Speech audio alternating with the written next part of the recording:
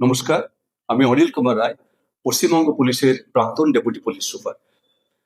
আপনি কি জানেন, একটি এফআইআর আপনার বিরুদ্ধে যদি রুজু হয়, তাহলে আপনার সরকারি চাকরি পাবার স্বপ্ন চিরতরে শেষ হয়ে যেতে পারে।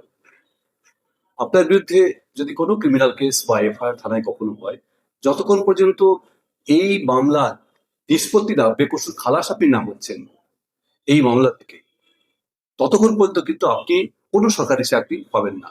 অর্থাৎ পুলিশ ভেরিফিকেশনে আপনি কিন্তু আটকে যাবেন। শুধু সরকারি চাকরি নয়, অনেক আহ, যে আন্ডারটেকিং সংস্থা তারাও পুলিশ ভেরিফিকেশন করায়, এবং সেখানে কিন্তু আপনার চাকরি আটকে যাবে। পাসপোর্ট এনকোয়ারি, আপনি যদি পাসপোর্টের দরখাস্ত করেন, পাসপোর্ট এনকোয়ারিতে আপনি কিন্তু পুলিশ ভেরিফিকেশনে আটকে যাবেন।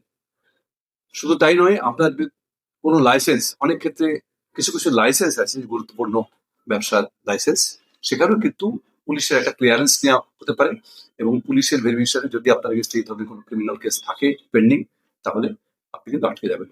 তাহলে এখানে কি করণীয়? আপনাকে চেষ্টা করতে হবে যাতে কোনো ক্রিমিনাল কেসে কখনো আপনি জড়িয়ে না পড়েন। যেখানে কোন রকম আইন ভাঙার কোনো চেষ্টা হয়, সেসব কাজের সঙ্গে আপনি জড়াবেন না, সেইভাবেই নিজেকে আপনাকে প্রস্তুত থাকতে হবে।